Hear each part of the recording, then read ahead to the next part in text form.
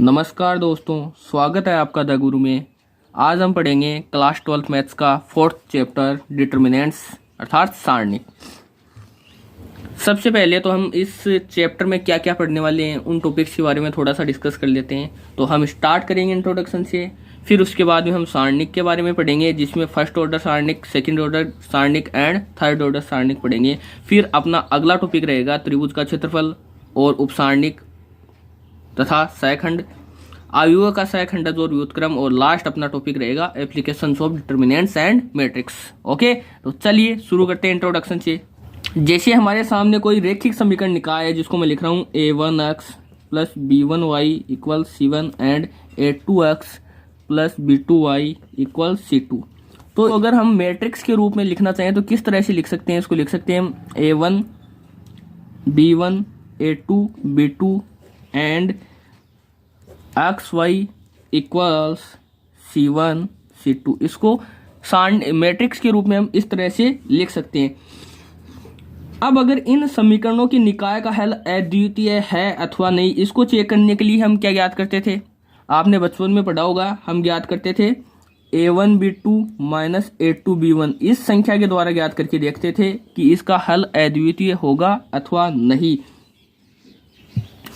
इससे कैसे ज्ञात करते थे? अगर a1 upon a2 does not equal to b1 upon b2 होता था, उस स्थिति में हम बोलते थे कि इसका कैसा हल होगा?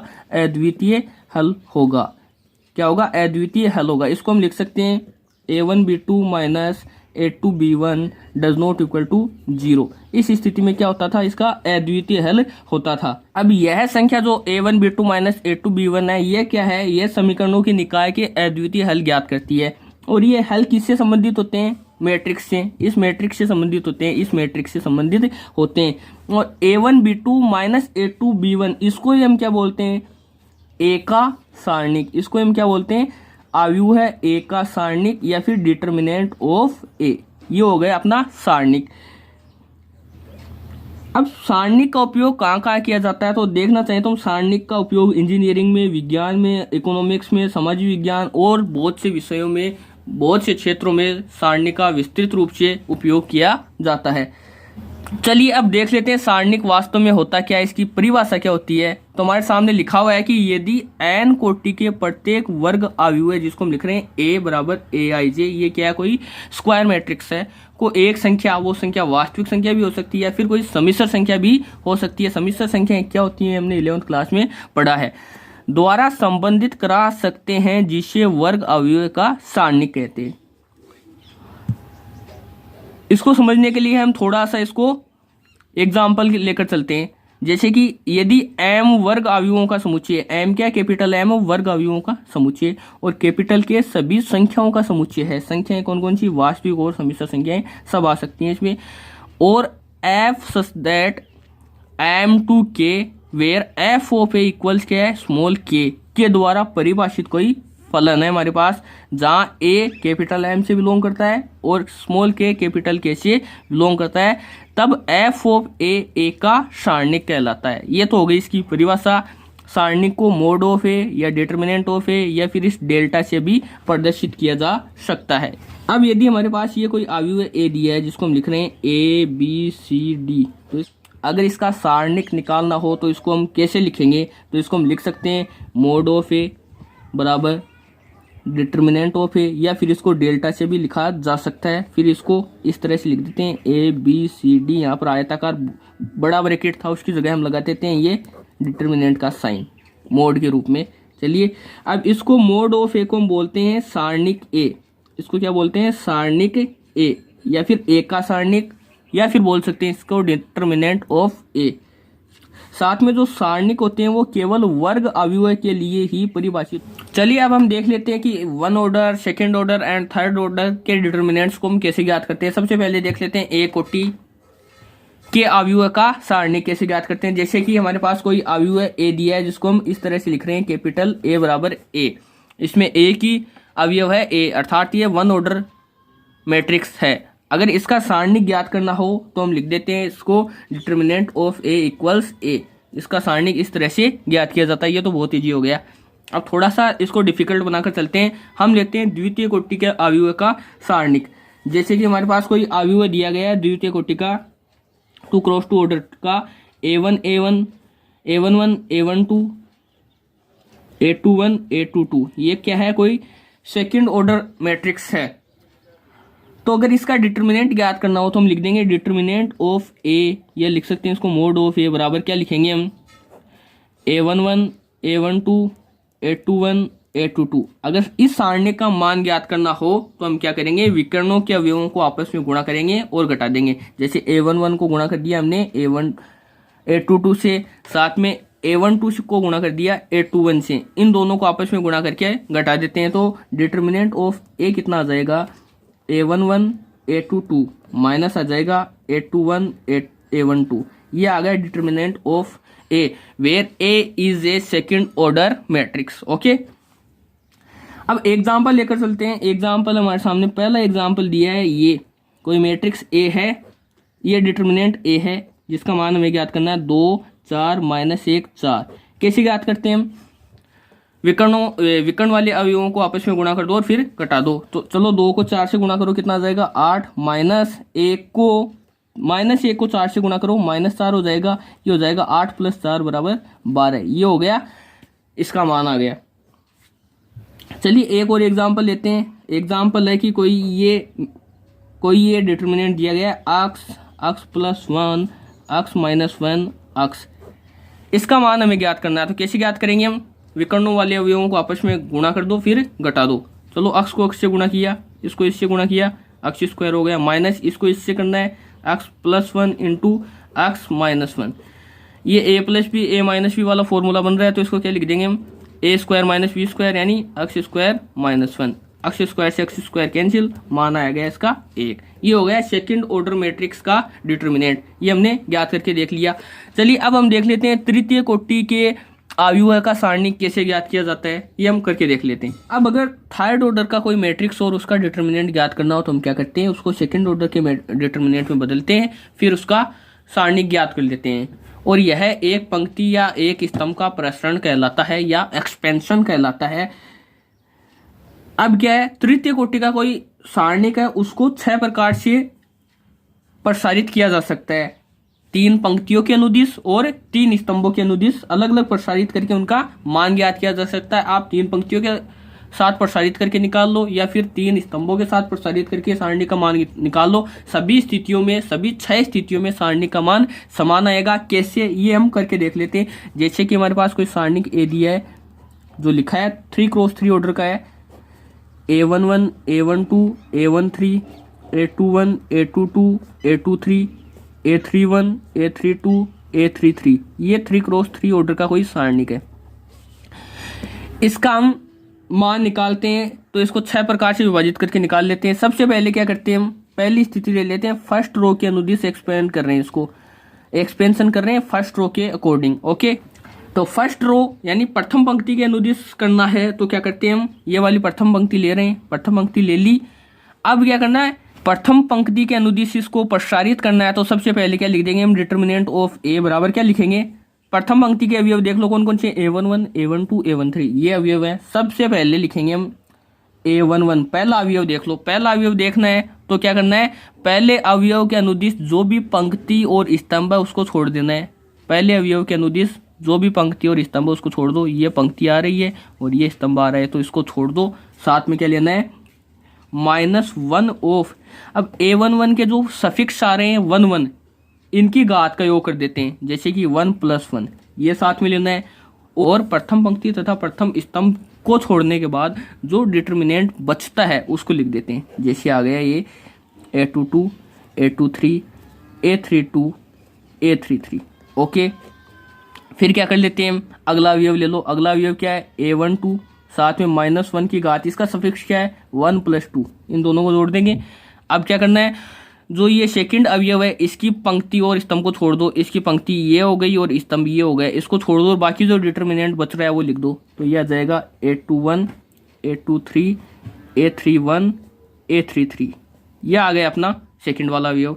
फिर थर्ड वाला अवयव ले लो A13, साथ में -1 की घात कितनी आ जाएगी 1 + 3। ओके, अब इस थर्ड वाले अवयव के संगत जो जो पंक्ति और स्तंभ आ रहा है उसको छोड़ देते हैं। पंक्ति ये आ रही है और स्तंभ ये आ रहा है, बाकी को लिख लेते हैं A21 A22 A31 A32। ये अपना आ गया। अब क्या कर देते हैं, इन तीनों को आपस में जोड़ देते हैं। ठीक है, तो ये क्या जाएगा, सारणिक का मान। थोड़ा सा हल करके देख लेते हैं इसको। डिटर्मिनेंट ऑफ ए इक्वल्स कितना जाएगा, ये 1 + 1 है, -1 की घात 2 हो जाएगी, कितना प्लस हो जाएगा, ये हो गया A11 और इसका मान कितना जाएगा A22 A33 minus A32 A23। Okay, अब देखो -1 की घात 1 + 2 3 है, तो ये क्या हो जाएगा -A12 हो जाएगा और इसका मान आ जाएगा A21 A33 minus A31 A23। अब देखो -1 की घात 1 + 3 अर्थात 4 है, तो ये प्लस हो जाएगा, तो लिख देंगे +1 A13 और इसका मान कितना हो जाएगा A21 A32 minus A22 A31। चलिए, ये हमने इसको थोड़ा हल कर लिया। आगे थोड़ा और सोल्व कर लेते हैं इसको। चलिए अंदर गुणा कर दो इसको। A11 को गुणा किया A11 A22 A33 minus A11 A32 A23। Okay, अब इसको A12 को गुणा कर दो minus A21 A21 A33 minus minus plus हो जाएगा प्लस A12 A31 A23। अब A13 को अंदर गुणा कर दो plus A13 A21 A32 minus ये कितना आ जाएगा A13 A22 A31। ये आ गया डिटर्मिनेंट ऑफ A। ये तो पहला तरीका हो गया अपना, पहली पंक्ति के संगत हमने इसको क्या किया है, सोल्व किया, प्रसारित किया है। ओके, अब हम इसको सेकंड रो के संगत प्रसारित करके देख लेते हैं। सबसे पहले डिटर्मिनेंट ऑफ A कितना था अपना, ये फिर से लिख लेते हैं। A11 A12 A13 A21 A22 A23 A31 A32 A33, ये अपना कोई डिटर्मिनेंट था। हमने फर्स्ट रो के संगत कर लिया है। अब सेकंड रो के अलोंग करके देख लेते हैं। सेकंड रो के अलोंग करेंगे, एक्सपेंशन करेंगे इसका, तो क्या आ जाएगा, चलिए करके देख लें। सेकंड रो वाला ले लो, ये सेकंड रो हो गई, ये सेकंड रो है, इसके अवयव लेते जाएंगे और इसको एक्सपेंड करते जाएंगे। सबसे पहले वाला अवयव A21, तो डिटर्मिनेंट ऑफ A कितना आएगा A21, साथ में -1 की घात कितना आ जाएगा 2 + 1। अब इसके संगत जो भी पंक्ति और कॉलम आ रहा है उसको छोड़ दो, बाकी अवयव लिख दो। तो इसके A21 के संगत ये वाली पंक्ति है और ये वाला कॉलम है, तो ये आ जाएगा A12 A13 A32 A33 plus A22 घात -1 की घात 2 + 2। इसके संगत जो पंक्ति और जो स्तंभ उसको छोड़ दो, बाकी लिख दो, तो यह आ जाएगा A11 A13 A31 A33। Okay, plus हम लिख देंगे A23 और -1 की घात कितनी हो जाएगी 2 + 3। ओके, इसके संगत जो भी अवयव वो छोड़ दो, इसके संगत स्तंभ और पंक्तियों को छोड़ दो, बाकी लिख दो, तो ये हो जाएगा A11 A12 A31 A32। Okay, ये हमने सेकंड रो के अलोंग इसको एक्सपेंड कर लिया है, प्रसारित कर लिया है। चलिए इसको हल करके देख लेते हैं। ये वाला कितना हो जाएगा, माइनस का A21 और इसका मान आ जाएगा A12 A33 minus A13 A32 plus ये A22 हो जाएगा और इसको हल करेंगे A11 A13 A33 minus A13 A31। Okay, इसको हल करेंगे, ये -A23 हो जाएगा और ये हो जाएगा A11 A32 minus A12 A31। आगे थोड़ा और हल कर लेते हैं, तो इसको क्या हो जाएगा, ये सबसे पहले मैं ये वाला लिख रहा हूँ, ये वाला लिखूंगा तो ये कितना आ जाएगा A11 A22 A33 माइनस हो जाएगा A22 A13 A31। फिर इसको लिख देता हूँ मैं, इसको हल कर लेते हैं, -A21 A12 A33 plus A21 A13 A32। इसको हल कर लेते हैं, -A23 A11 A32 plus A23 A12 A31। Okay, अब इसको थोड़ा सा रीअरेंज कर देते हैं। हम इसको लिख देते हैं A11 A12 A33 minus A11 A23 A32 minus A12 A21 A33 plus A12 A23 A31 plus A13 A21 A32 minus A13 A31 A22। ये समीकरण नंबर 2 आ गई अपनी। अब क्या कर लेते हैं हम इसको फर्स्ट कॉलम के अकॉर्डिंग अलोंग, फर्स्ट कॉलम के अलोंग इसको क्या कर लेते हैं, एक्सपेंड कर लेते हैं। तो सबसे पहले तो डिटर्मिनेंट ऑफ ए लिख लेते हैं हम, क्या आ रहा है, ये है अपना A11 A12 A13 A21 A22 A23 A31 A32 A33। First column के अकॉर्डिंग इसको एक्सपेंड कर लेते हैं। तो फर्स्ट कॉलम कौन सा है, ये है। तो डिटर्मिनेंट ऑफ ए बराबर क्या लिख देंगे, पहला अवयव A11, साथ में -1 की घात 1 + 1, बाकी जो बच रहे हैं वो लिख दो। क्या बच रहे हैं, A12 थोड़ी आएगा, नहीं आएगा। इसके A11 के संगत जो भी पंक्ति और स्तंभ उनको छोड़ दो, तो ये वाला स्तंभ छूट जाएगा और ये वाली पंक्ति हट जाएगी। तो क्या A22 A23 A32 A33 ये आ गया, प्लस A11 A21 A21, तो और -1 की घात कितनी हो जाएगी, 2 + 1। इसके संगत जो भी पंक्ति और स्तंभ आ रहे हैं उसको छोड़ दो, तो बच जाएगा A12 A13 A32 A33, okay. Plus A31 -1 की घात आ जाएगी 3 + 1। इसके संगत जो भी पंक्ति और स्तंभ आ रहे हैं उनको छोड़ दो, A12 A13 A22 A23। अब अगर आप इस पूरी इक्वेशन को सोल्व करके देखोगे तो लास्ट में समीकरण नंबर 3 भी यही बननी है।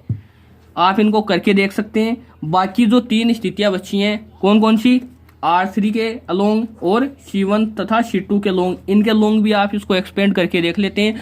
सभी 6 समीकरणों को लास्ट में चेक करेंगे तो पता चलेगा कि सारी समीकरणें समान आई है। इसका मतलब क्या निकल रहा है, इसका मतलब क्या निकल रहा है, इसका मतलब ये है कि सारणिक को चाहे आप किसी भी तरह से एक्सपेंड कर लो, लास्ट में जो वैल्यू आनी है, फाइनल वैल्यू आएगी, वो समान ही आएगी, ओके। अब कुछ इसके लिए कुछ इंपॉर्टेंट पॉइंट्स होते हैं सारणिक को हल करने के लिए, वो देख लेते हैं। सबसे पहले वाला पॉइंट होता है कि सारणिक को हमेशा उस पंक्ति और स्तंभ के अनुदिश सोल्व किया जाता है जिसमें 0 सबसे ज्यादा हो। आप देख लेना, अगर कोई सारणिक दिया हुआ हो और किसी भी पंक्ति और स्तंभ में 0 ज्यादा हो, 2 या 0 हो या 1 0 हो, कितने भी 0 हो, ज्यादा 0 जिस पंक्ति और स्तंभ में, उसी के अलोंग उसको क्या करना है, एक्सपेंड करना है, सोल्व करना है, ओके। दूसरा इंपॉर्टेंट पॉइंट ये है कि जो ये बार बार में -1 की घात i + j ले रहे हैं, आई और जे जहां ए के जो सफिक्स हैं वो हैं, ये बार बार में करके देख रहे हैं, तो हमें बार बार में करने की जरूरत नहीं होती है। इसको हम सीधा क्या कर सकते हैं, i और j देख लेते हैं, ये विषम है या सम, इनको देखकर ही इसका साइन लगा सकते हैं। या मैं सीधा सा ट्रिक बताता हूँ, जैसे कि ये कोई सारणिक है तो ये साइन आपको ध्यान में रखने हैं, plus minus plus minus plus minus plus minus plus, ये वाले साइन आपको ध्यान में रखने हैं और इनको लगाते जाना है, ओके। अब एक अगला इंपॉर्टेंट पॉइंट आता है कि मान लो कोई हमारे पास मैट्रिक्स दिया है A, क्या है ये, 2 2 4 0, और दूसरा मैट्रिक्स है B, वो क्या है 1 1 एंड 2 0। ये 2 मैट्रिक्स हमारे पास दिए गए हैं और आप देख सकते हैं A बराबर क्या है, 2 × B। आप देख सकते हैं A B का दुगुना है, लेकिन यहाँ पर अगर हम डिटर्मिनेंट ऑफ A निकालें तो वो कितना आएगा, 2 का 0 -8 बराबर -8, और डिटर्मिनेंट ऑफ B बराबर कितना आएगा, 0 - 2 बराबर -2। तो यहाँ पर देख सकते हो आप, determinant of A does not equal to 2 × determinant of A।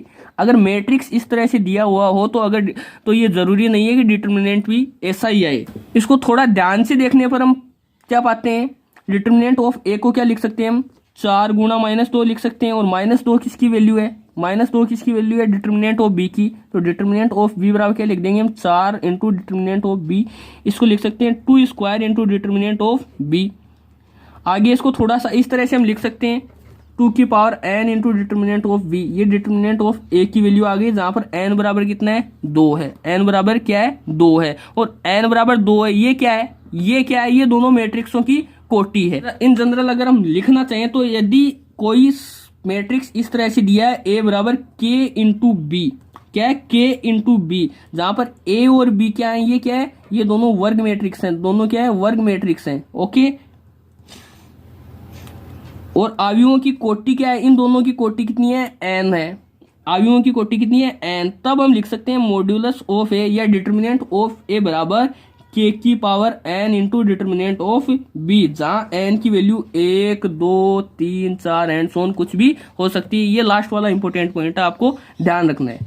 चलिए अब कुछ क्वेश्चंस करके देख लेते हैं। एग्जाम्पल लिखा हमारे सामने कि कोई डिटर्मिनेंट दिया गया है, ये वाला, इसका मान हमें ज्ञात करना है। तो यहाँ पर आप देख सकते हैं ये जो थर्ड कॉलम है इसमें 2 शून्य आ रहे हैं, 2 जीरो आ रहे हैं, तो हम यहाँ पर इसको एक्सपेंड किसके अलोंग करेंगे, थर्ड वाले कॉलम के अनुसार इसको प्रसारित करेंगे। तो देख लो थर्ड वाला कॉलम, तो ये लिख देंगे 4 इंटू, ये होता है plus minus plus, plus minus plus, तो 4 प्लस का ही होगा, इंटू इस वाली पंक्ति और इसको स्तंभ को छोड़ दो तो ये कितना आ जाएगा, इसको लिख देंगे -1 3 4 1, -0 इसके साथ में जो आएगा वो 0 हो जाएगा, +0 इसके साथ में जो आएगा वो भी 0 हो जाएगा। इसको हल कर लेते हैं, 4 इंटू -1 को 1 से गुणा किया -1, ये -12 हो जाएगा, ये हो जाएगा 4 इंटू -13 बराबर -52। ये आ गया अपना डिटर्मिनेंट का मान। अगला डिटर्मिनेंट दिया है क्वेश्चन नंबर 4 में, एग्जाम्पल नंबर 4 में, और इसकी वैल्यू हमें ज्ञात करनी है। चलिए करके देख लेते हैं हम इसको, प्रथम पंक्ति के अनुसार ही क्या कर लेते हैं, हल कर लेते हैं। तो पहला अवयव क्या है, 0, इसके साथ में जो भी आएगा वो 0 हो जाएगा, माइनस ये होता है प्लस माइनस प्लस, तो माइनस साइन अल्फा इंटू इस वाली पंक्ति और इस वाली स्तंभ को छोड़ दो तो क्या बचेगा, माइनस का sine alpha sign beta cos alpha into 0 plus minus cos alpha, ये वाला माइनस कोस अल्फा है, इस वाली पंक्ति और स्तंभ को छोड़ दो तो क्या बचेगा, minus sine alpha 0 cos alpha minus sign beta. Okay, इसको हल कर लेते हैं। तो माइनस साइन अल्फा को 0 से गुणा किया 0 इंटू ये हो जाएगा minus sign beta cos alpha, minus cos alpha, minus minus कितना हो जाएगा प्लस, ये हो जाएगा साइन अल्फा साइन बीटा -0। चलिए इसको थोड़ा और सोल्व करते हैं तो ये आ जाएगा plus plus minus minus plus, ये हो जाएगा sine alpha sign beta cos alpha minus sine alpha sign beta cos alpha equals कितना हो जाएगा 0। ओके, अगला एग्जाम्पल नंबर 5 हमारे सामने है जिसमें हमें अक्स का मान ज्ञात करना है। अब हमने मैट्रिक्स में क्या किया था कि इस तरह से कोई समान अवयव हमारे सामने लिखे होते थे तो हम क्या कर देते थे, उसके संगत अवयवों को बराबर करते थे और चरों के मान हम निकाल लेते थे, लेकिन यहाँ पर ऐसा नहीं करेंगे। अब क्या करना है, इन दोनों डिटर्मिनेंट्स का अलग अलग मान निकालना है, फिर इनको बराबर करना है।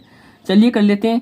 सबसे पहले इसका मान निकालें तो इनको गुणा कर दो और इनको गुणा कर दो, यह जाएगा 3 - x स्क्वायर, और इसका मान कितना जाएगा 3 - 8, ये हो जाएगा 3 - x square equals -5, x square equal कितना हो जाएगा 8, और x बराबर कितना हो जाएगा +-2√2। ये x की वैल्यू आ गई। अब हम एक्सरसाइज 4.1 को हल करके देख लेते हैं। तो सबसे पहले हमारे सामने क्वेश्चन लिखा है, कोई डिटर्मिनेंट दिया है और इसका मान हमें निकालना है, तो कर लेते हैं। ये आ जाएगा cos theta into cos theta, cos square theta minus sine square theta, cos square theta plus sine square theta कितना हो जाता है 1, इसकी वैल्यू कितनी आ गई 1। अगला दिया है हमें, इसका मान हमें ज्ञात करना है। चलिए कर लेते हैं, इसको इससे गुणा करेंगे, ये आ जाएगा x square minus x plus 1 into x plus 1, minus कितना आ जाएगा x minus 1 into x plus 1। Okay, अब क्या करते हैं, हम दोनों में से x प्लस 1 कॉमन ले लेते हैं, तो यहाँ पर बचेगा x प्लस 1, इस साइड बचेगा x square minus x plus 1, ये कॉमन ले लिया था हमने, तो ये बचा x square minus x plus 1, minus कितना बचेगा माइनस x माइनस 1। ओके, थोड़ा और हल कर लेते हैं, तो ये हो जाएगा x plus 1, x square minus x plus 1 minus का x प्लस 1, ये हो जाएगा x plus 1 into x square minus 2x plus 1 बराबर, इसको गुणा करेंगे, x को इससे गुणा किया x cube minus 2x square plus x plus 1 को गुणा किया, ये हो गया x square minus 2x plus 1। इसको थोड़ा हल कर लेते हैं, तो ये हो जाएगा x cube minus x square minus x plus 1, ये इसकी वैल्यू आ गई। अगला क्वेश्चन हमारे पास है, कोई अवयव a दिया है और हमें प्रूव करना है 3a का determinant equals 27 into determinant of a। चलिए इसको करके देख लेते हैं। सबसे पहले हम 3a निकाल लेते हैं। 3a कितना हो जाएगा, ये हो जाएगा 303,036,0012। ओके, अब आप देख सकते हैं जो पहला स्तंभ है उसमें कितने जीरो आ रहे हैं 2 जीरो, तो हम इसके अकॉर्डिंग इसको सोल्व कर लेते हैं। तो डिटर्मिनेंट ऑफ 3a कितना हो जाएगा, आप देख सकते हैं 3 के लॉन्ग इसको एक्सपेंड करेंगे तो ये 3 इंटू ये प्लस होता है प्लस माइनस प्लस, ओके तो प्लस लगा दिया हमने, +3 लिख लिया।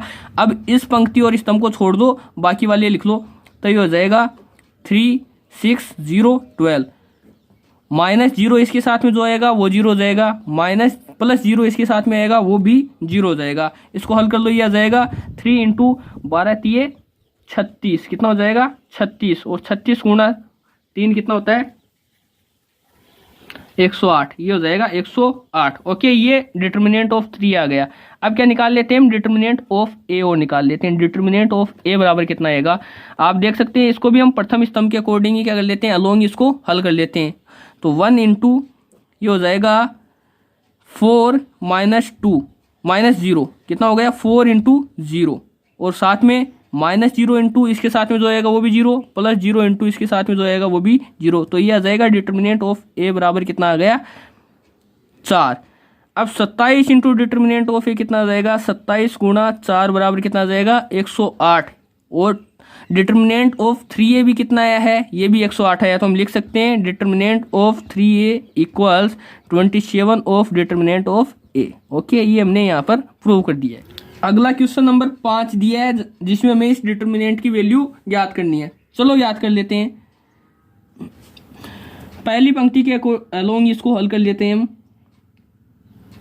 तो 3 इंटू ये होता है plus minus plus, okay 3 into इस पंक्ति और स्तंभ को छोड़ दो, 0 इंटू 0 0, -5 इंटू माइनस तो पहले से आएगा 0 -5 इंटू -1 कितना हो जाएगा 5, तो ये हो जाएगा 0 -5, माइनस साथ में -1 हो रहा है तो ये हो जाएगा +1, इस पंक्ति और स्तंभ को छोड़ दो, ये हो जाएगा 0 इंटू 0 0 0 -3 इंटू -1 कितना हो जाएगा 3 -3, तो ये हो जाएगा +3, प्लस होता था लेकिन साथ में -2 है तो ये हो जाएगा -2, इस वाली पंक्ति और स्तंभ को छोड़ दो, 0 इंटू -5 कितना 0, 3 इंटू 0 ये भी 0, ओके तो ये हो जाएगा 3 इंटू -5 कितना हो जाएगा -15 +3 बराबर ये आ जाएगा -12। ये इस डिटर्मिनेंट की वैल्यू आ गई। इसमें दूसरा डिटर्मिनेंट दिया है जिसकी हमें वैल्यू ज्ञात करनी है। इसको भी प्रथम पंक्ति के अलोंग हम क्या कर लेते हैं, एक्सपेंड कर लेते हैं। ये होता है प्लस माइनस प्लस, ओके तो +3 इंटू इस पंक्ति और स्तंभ को छोड़ दो, 1 गुणा 1 1, -3 गुणा -2 -6, तो ये हो जाएगा प्लस, -4 पहले से ही है और ये वाला माइनस भी होता था तो ये होगा +4, ओके इस वाली पंक्ति और स्तंभ को छोड़ दो, 1 गुणा 1 1, -2 गुणा -2 -4, तो +4, +5 इस पंक्ति और स्तंभ को छोड़ दो, 3 -2, ये हो जाएगा 6 + 1 7 7 ये 21 प्लस 5 चौके 20, 3 -2 1 इंटू 5 +5, ओके ये हो जाता है 41 + 5 46, ओके। अगला क्वेश्चन नंबर 7 दिया है जिसमें हमें अक्स का मान निकालना है। चलिए करके देख लेते हैं इसको। इसका मान आ जाएगा 2 - 20 इक्वल्स ये हो जाएगा 2x² - 24।